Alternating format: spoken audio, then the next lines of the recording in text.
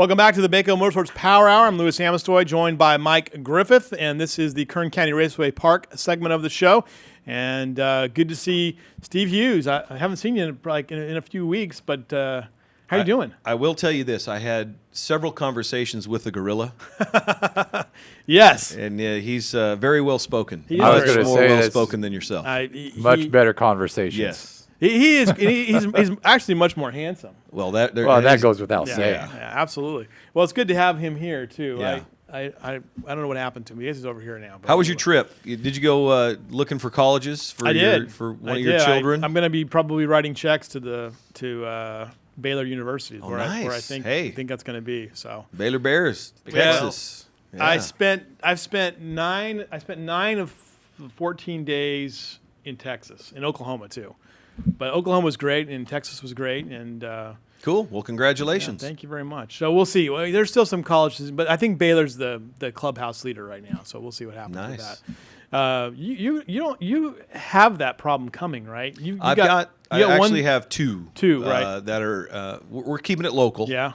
CSUB. I've got a junior at CSUB. That's Cody. He's our oldest, and then my second son, Dylan. He is now officially a student at CSUB, transfer from BC. Oh, very nice. Both kinesiology majors. Very nice. At this time. One wants to be a PE teacher, and Cody wants to be, he's an ultra marathoner. Yeah. And he wants to design shoes or be involved in that sport in some way, shape, or form. So running is that's his deal, and he works over at Soul to Soul, right? Yeah, there you go, in the marketplace. So there you go, little plug. You need a little there you go. And Mike just got done with his daughter going to University of Idaho. University of Idaho, and she's home for a little while. I think she's going to end up in South Korea teaching English as a second language. She wants to travel the world a little bit. Very nice. Very nice. And who is our guest today? It's the points leader in our NASCAR Superstocks, Johnny Bedingfield, driving the number 22 Cods Corp machine. Right. Between you two guys, I was just wondering when I was going to get to be able to talk. We usually talk. Okay, we have a 15-minute segment. We'll talk for about 13 minutes. We'll give you about 30 seconds. Johnny, you don't have the college problem yet. You got your kids. How old are your kids? They are 7, 10, and going to be 13 this month. Oh, wow. So it's going to all happen at once. The college thing, my daughter, she competes on a national level in dance. Oh, really? I want to talk a little bit about her later. It's 20 hours a week. It's nonstop. It's traveling all the time. So if we're not racing, we're taking the trailer full of dance props to Vegas or all over the state of California. So wow. And he's got a new reality show coming out called Dance Dads. So you guys got to check it out. It's going to be pretty awesome. Yeah. It's pretty neat stuff, though. It's going to be him, and that's it. Yeah. That's it. Yeah. That's an intensive deal. That's intensive. All right, so Johnny's here. You're Super Stocks. How many wins do you have on the season now? We got 4 wins. We've been very fortunate with 4 out of 5. Our clutch, we won the first of the twins, and their clutch went out kind of in that race, and I was like, there's no way we're going to go out there and then run that car if something bad could happen. So we tried to fix it, and we didn't get it done in time, and we actually jumped into the teammate car of Ricky Bird, and I've never drove that car before, but we were fortunate enough to get up to second. Okay. So that was fun. Open the door for the milkman to get his first Perrin Kutstra. First win of the season. I mean, it took him he win of the entire 2014 season without a win, secured the championship with some great finishes, and then finally breaks through and beats Johnny Bedingfield. First one to take him down this year. But he's here not just to talk about what he's doing on the track, but he's got some other things he's got going on too. And let's dive into that. Yeah, I'll kind of preface it for you a little bit. Johnny just called me one day and said, Steve, I heard this story about this kid named Braden. And I said, he goes, man, go to his Facebook page and check out the story. So I went there, and immediately I thought, oh, this is something we could do for this young man, and I'll kind of let Johnny kind of take it from there. Yeah, my wife, Laura, and a friend of ours, longtime friend of ours, Susan Williams, kind of turned us on to this Braden's Braveheart deal. It's a little 7-year-old kid with heart and lung disease since he's born. Basically needs a heart transplant to live, basically. And you can imagine having having a child that's got to go through in and out of hospitals, monthly. And the little guy's just got great spirits. He's real patriotic, loves America. If you go on his Facebook, you can learn a lot about this kid. And one of his dreams was to be a race car driver. And I was turned on to that.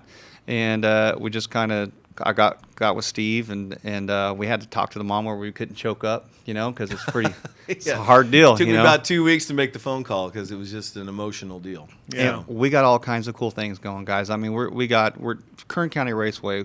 Just it's awesome that they're going to split the 50-50 voucher tickets that we're selling. We got about 20 companies, big oil field companies involved. Our Bako Motorsports team, we're all about stuff like this for children that have to go through stuff that they shouldn't have to go through. Right. We're big on autism awareness. We're big on this Bradens Braveheart deal. Has just really captured our heart. We got stuff from Kevin Harvick. Personal, he signed some stuff personally to Braden. He's also signed some stuff and gave us stuff for the silent auction and raffle along with Ryan Reed. And Colby Lewis has jumped on board. So we got a lot of our Bakersfield stars that are jumping in on it and just glad to be a part of it. And that's just awesome. And And that's he's gonna here. be June 20th? June 20th, Okay. yeah. And here's kind of how it started. Johnny came to me and said, "Hey, could we do something special for this kid?" And I'm like, "Yeah, let's put his family up in a suite and and have him go to the races and watch a race." Well, it went from that one day to 20, 25 local companies getting on board, and Johnny spreading the word in the pits, and everybody just getting on board with this deal. And now it's turned into Braden's Braveheart Night at the races. So he's going to be our grand marshal. He's going to be involved in our opening ceremonies. He's going to be in the winner's circle for all that. 7 years old, and after reading his story, you guys have got to just go on your Facebook page and just search Braden's Braveheart, and it'll take you right to it. There's videos on there. His mom, Brenda, posts stuff on there constantly about the trials and tribulations of having a 7-year-old with heart and lung disease. And I was kind of going back a few posts, and there was a time when he was on the heart transplant list, but then fell off of that because his health wasn't doing so well. But now he's back on that heart transplant list, so now he's on the waiting list. Stanford University actually picked that deal up and doing a lot for him. So one deal shut him down, and then the parents refused to be shut down. Yeah, And right. Stanford University pretty much stepped up, and that's what's going on now. So just 7 years old in need of a heart transplant. Yes. Wow. And there's 3 things that he wants to be. One of them, he already is. But you got to keep this a secret. He is a superhero. Nice. In case you guys are All wondering. right. And then a chef, and then also a race car driver. So It's a pretty good trifecta. Yeah. Right? Yeah. So we're gonna help try to take care of one of those deals on his very young bucket list. Very, very So good. that's June 20th, and if you guys are looking to make a donation on, it's a deal where you buy a voucher. It's using our race program. Racing Accelerates Community Excellence. It's a $15 ticket, same as it would be if you went up to the box office and bought it. But with that, we're going to give $7.50 back to the family for each ticket sold. So there's an opportunity for a great fundraiser there, above and beyond what we're going to do with the raffle and everything. And you guys, I mean, we talk about our kids, and we're all fathers here, and I'm a grandfather. You're a grandfather as well, and so these are the kind of things that it's. I always knock on wood that I have healthy children. Yeah. And the most terrifying thing I can ever imagine was my daughter had 2 surgeries when she was little. And that's the worst feeling in the world. I'm getting ready to go through that. Are you really? Okay. Actually, August 5th. This weekend, Lance Wilson and myself will be rolling out Scoliosis Awareness Month. Okay. And it's for my daughter and all the other people that battle through scoliosis. But we're trying to bring awareness to when the kids are young, before they go through the growth spurt, it takes 2 seconds to Do the test. Yeah. bend over, check out the spine. And we didn't learn it until 3 years ago through an urgent care visit. And then we went and got fitted for a brace, and she does 20 hours a week dance. Yeah, this is the daughter that is my daughter. is the dancer, Wow. that has scoliosis. And I've seen the x-rays. I mean, it's an S turn in her Wow. spine, and She- this is just amazing what she does. She's my little hero. She does 20 hours a week dance. She used to race mini dwarfs back in the day at Bakersfield Speedway. She actually ran at Kern County Raceway Park.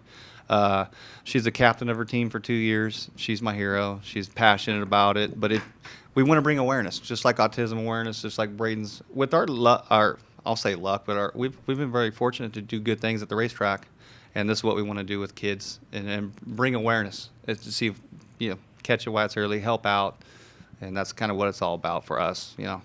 Well, that's the one thing that's great about these racing communities that we see. That there is this ability to kind of connect and lead, which is the most important part of this. And this is important work you guys are doing here. So congratulations. Well, it is a family. No matter how dysfunctional it is, it's still a family. I Yeah. mean, so it's Griff, it's a great thing. Get on that computer over there and see if you can find that Facebook page, Bradens Braveheart. There's a computer right over there, right next to your face.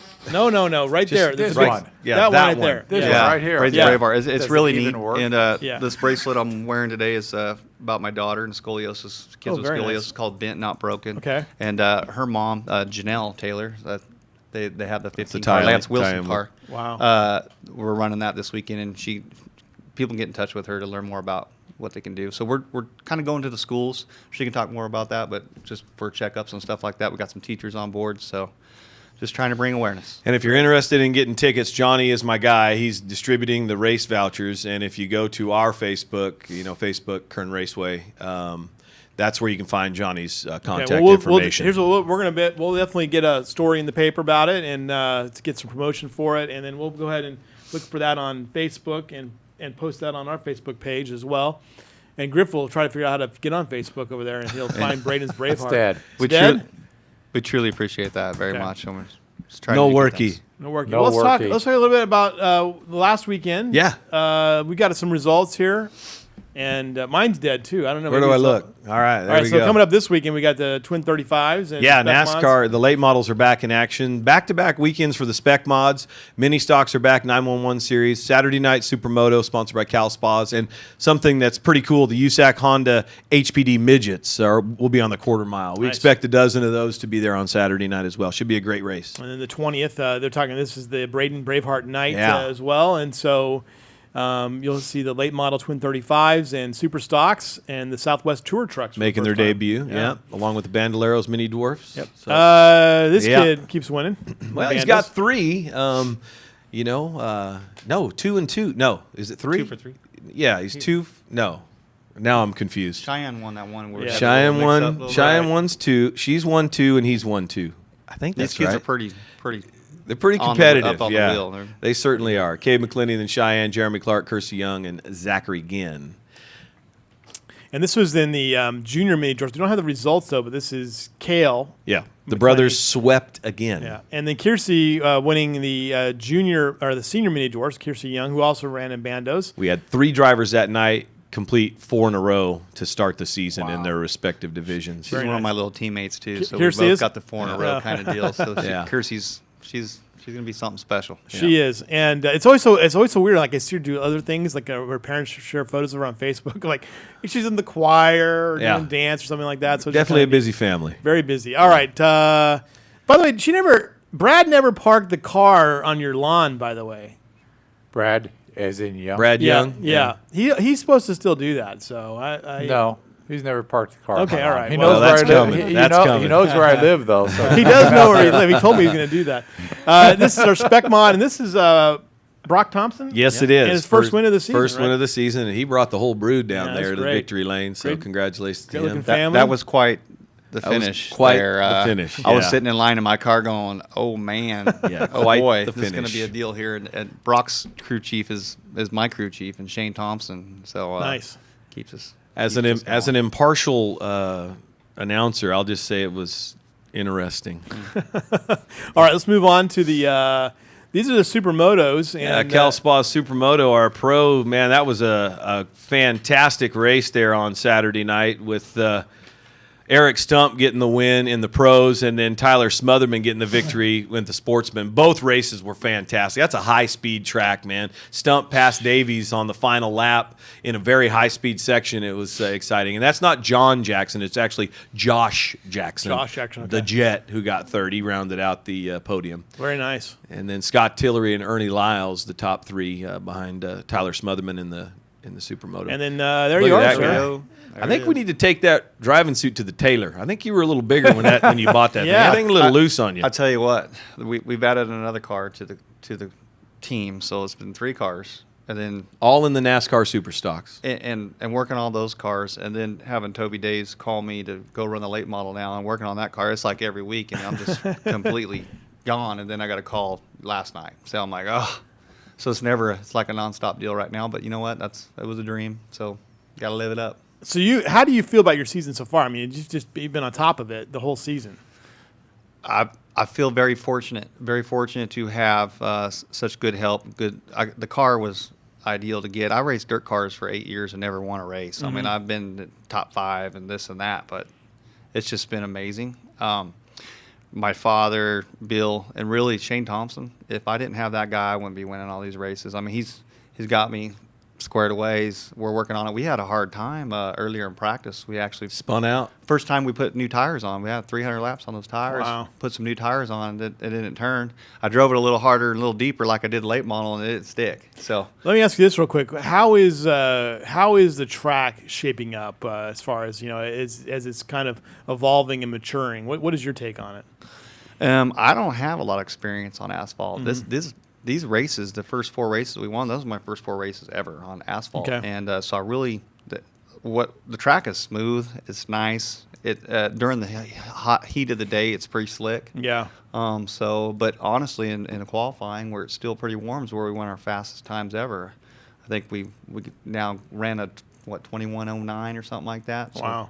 It's like, it's crazy because you'll fall off a half second from qualifying to the actual race. Interesting. So and running, what I learned running the late model and the super stock totally different. Totally different. totally different.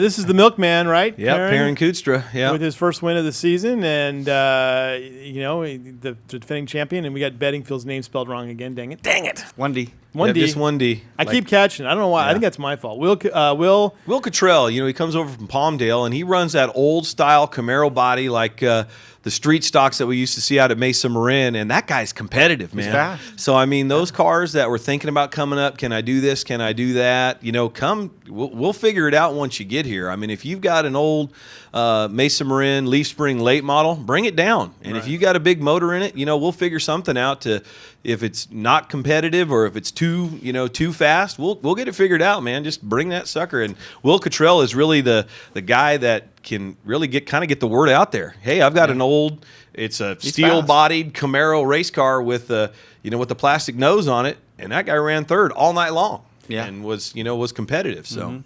Let me reset real quick here as we get to a break, but tell us a little more again about Bradens Braveheart Night. When is it, and what do we need to know? June 20th, Saturday night, Bradens Braveheart Night. What we're doing is we're going through Johnny Bedingfield, and he is actually selling those race vouchers. So if you give a race voucher, you pay $15 for it, same as a general admission ticket.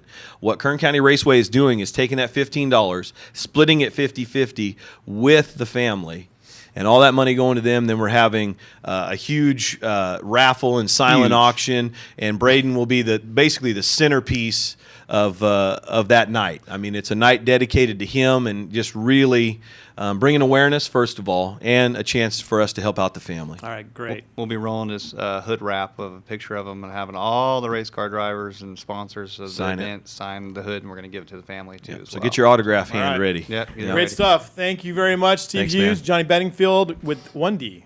We'll get that 1D. right. We'll get that right, and we'll Callahan with 2 L's.